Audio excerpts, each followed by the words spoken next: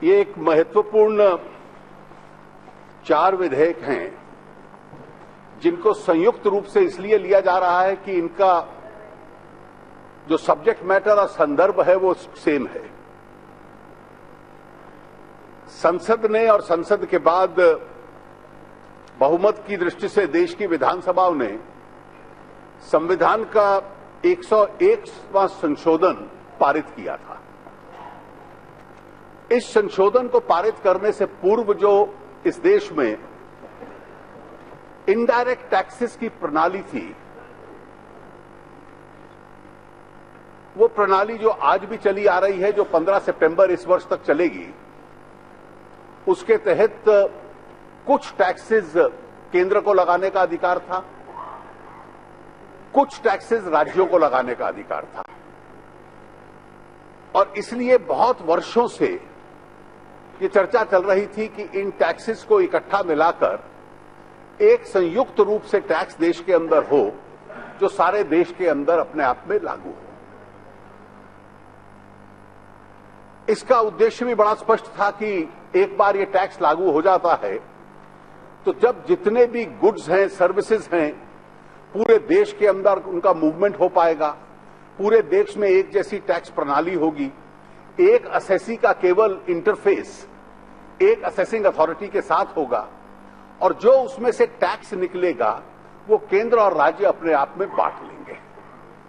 अब इस व्यवस्था को बनाने के लिए पहले एक एम्पावर्ड कमेटी कई वर्षों तक कार्य करती रही और एक आम राय के बाद सर्वसम्मति से संसद के दोनों सदनों ने इसको पारित किया था।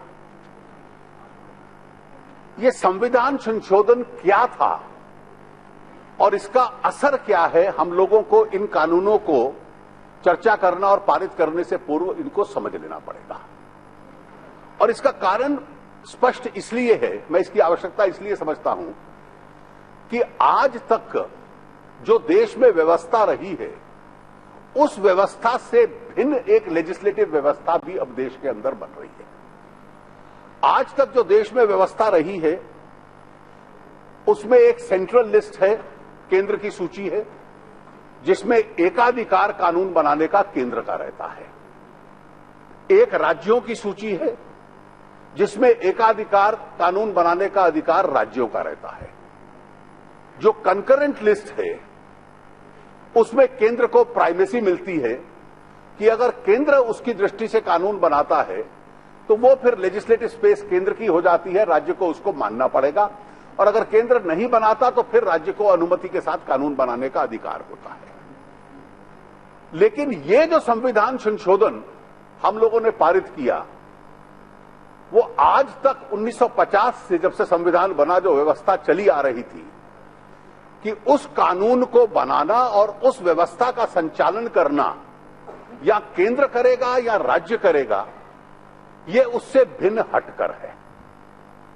It is different because we are now creating by law a jurisdiction simultaneously both in the center and the states, and in the process handing over the indirect tax administration to the first federal institution that India has created, where the center and the states both will participate. ये किस तरीके से किया, एक बार जो संविधान संशोधन है जो हम लोगों ने बनाया उसके एक दो उसके प्रावधान है वो पढ़ने आवश्यक है। इसका जो अधिकार मिला वो आर्टिकल 246 कैपिटल ए से मिला। आर्टिकल 246 कैपिटल ए ये कहता है, notwithstanding anything contained in article 246 and 254, parliament and subject two clause 2, the legislature of every state have the power to make laws with respect to goods and services tax imposed by the union or by such states. इसका अर्थ यह है article 246A का कि संसद को भी और राज्यों की विधानसभा को भी गुड्स एंड सर्विसेज टैक्स लगाने का अधिकार होगा।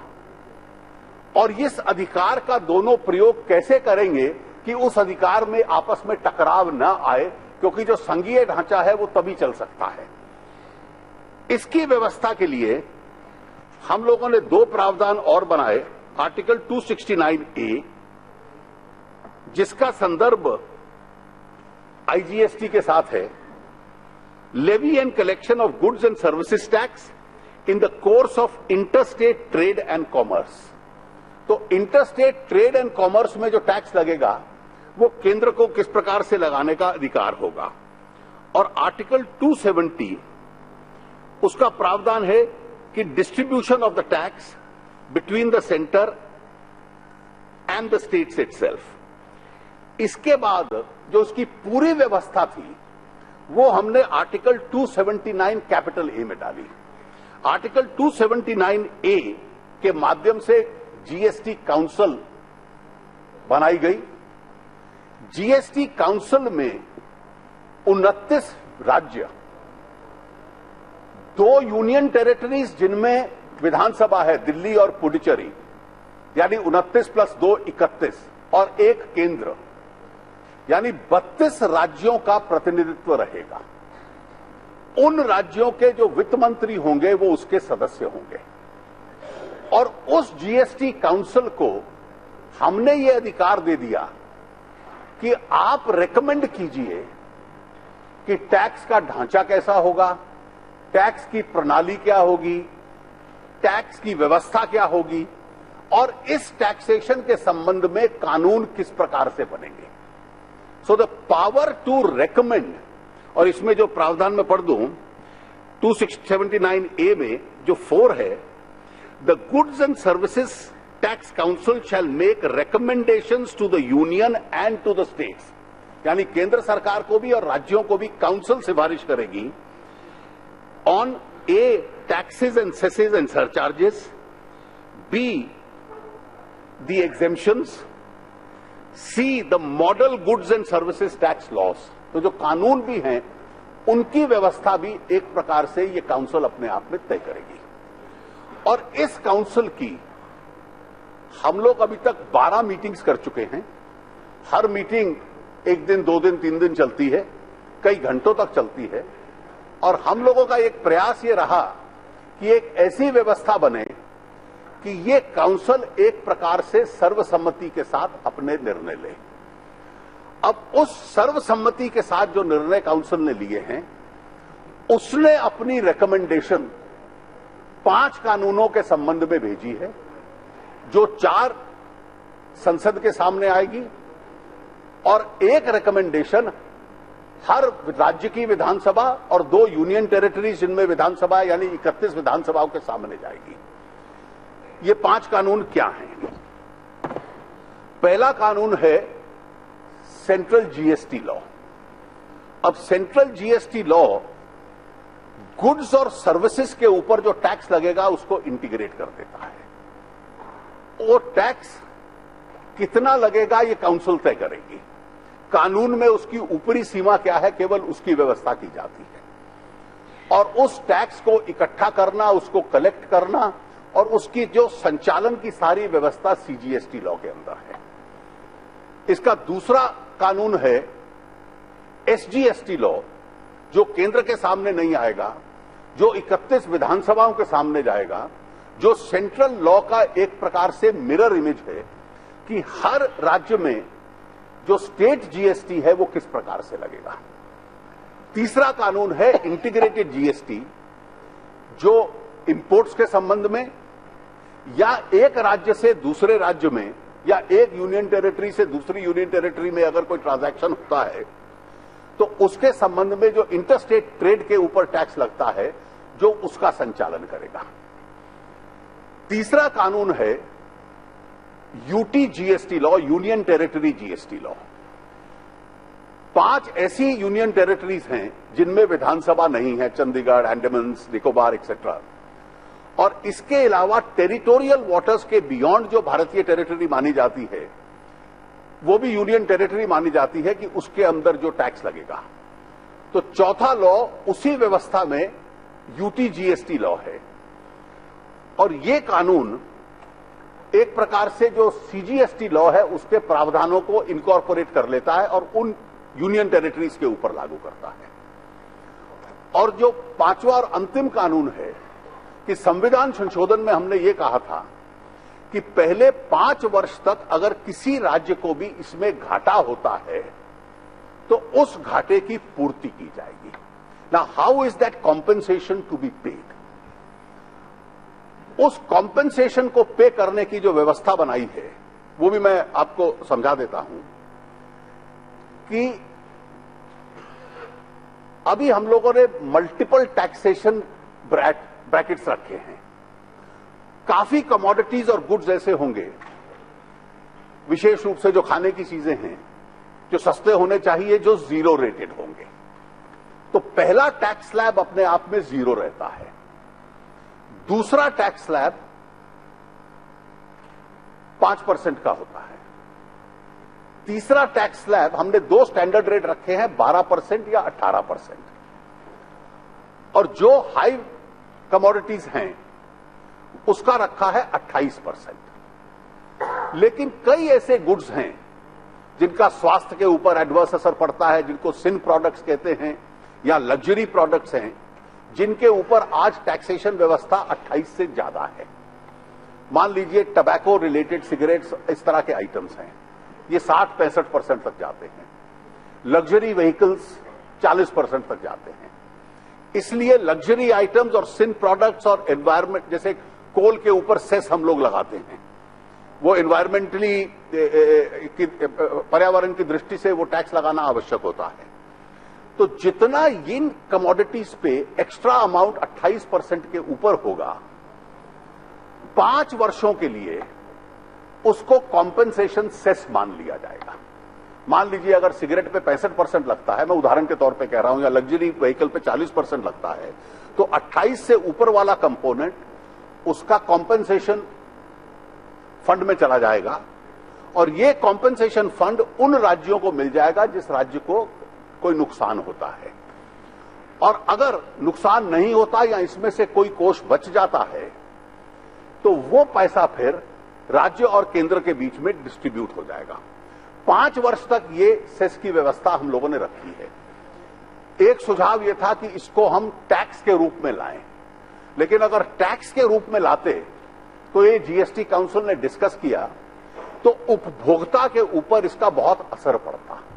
आज तो वो लग्जरी कार पे 40% दे रहा है या सिगरेट पे 65% दे रहा है, तो उसका एक हिस्सा हम लोगों ने सेस के रूप में बांध लिया और मौजूदा कीमतें रहेंगी, इन्फ्लेशनरी इंपैक्ट नहीं होगा। लेकिन अगर हम टैक्स लगाते हैं तो टैक्स का एक हिस्सा डेवोल्यूशन में जाता है, दूसरा हिस्सा फिर राज्य और केंद्र के अंदर बंटता है, फिर उसमें से जो केंद्र का हिस्सा आएगा, यानी 50,000 करोड़ रुपए का कॉम्पेंसेशन पैकेज बनाने के लिए देश की जनता पे 1,72,000 करोड़ रुपया टैक्स लगाना पड़ता।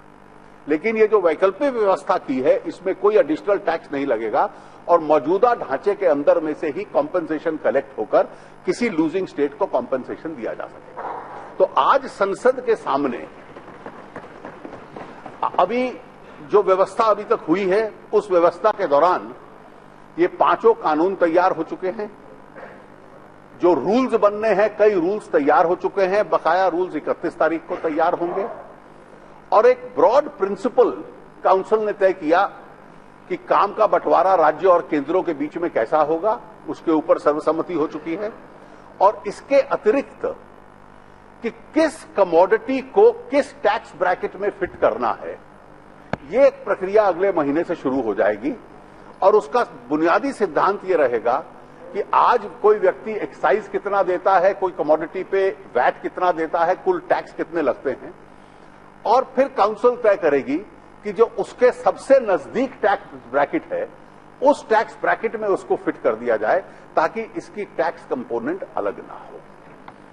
मैं केवल इतना आरंभ में एक अंतिम बार कहना चाहता हूं कि the law that we are dealing with, even though parliament and state legislatures have the plenary power to legislate, but this is a unique experience of Indian legislatures because ordinarily we legislate in areas which exclusively belong to the domain of parliament or to the domain of the state legislature. Here we are legislating in an area where we have simultaneously under Article 246A conferred jurisdiction on both center and states. So the states have pulled in their sovereignty to the GST Council. The center has pulled in its sovereignty to the GST Council. So GST Council is India's first federal institution where sovereignty of the center and the states in relation to indirect taxes has been pooled together in a federal institution. Now, to create India's first federal institution, it is incumbent on all of us to make sure that this federal institution works. And therefore, in order to make this federal institution works, the delicate balance between what the center and the states have unanimously agreed is almost a federal contract. It's a federal contract with a constitutional sanction, which, if any of the contracting party says, I unilaterally get out of it, or I will legislate something different. So can there be a situation that all the 32 legislatures say, I will make one or two changes to the law that we have all agreed? Now, if 32 different changes come and 32 different laws come, then GST becomes difficult, if not impossible, to implement. Therefore, while we discuss this law, we are free to make our recommendations to the Council, which I, as your representative, will carry to the Council. But at the same time, we will have to honor this federal relationship which we have established by way of pooled sovereignty. So whatever the center and the states have agreed can be implemented. Any form of unilateralism by any legislative body, I think, is possible when the area exclusively belongs to your domain. Once we are dealing with a delicate issue of center and state relations, I hope we are guided by to maintain that delicate balance of that relationship itself. With these few words, Madam, I recommend these laws for consideration of the Parliament. Bharat के अंदर अनेक उन्नत नस्ल की गायें हैं जिनको चुरा करके ले जा करके विदेश वाले क्रॉस करा करके होलेस्टीन, फ्रीजियन, ये कौन कौन गाय बना करके फिर हम वापस लाते हैं।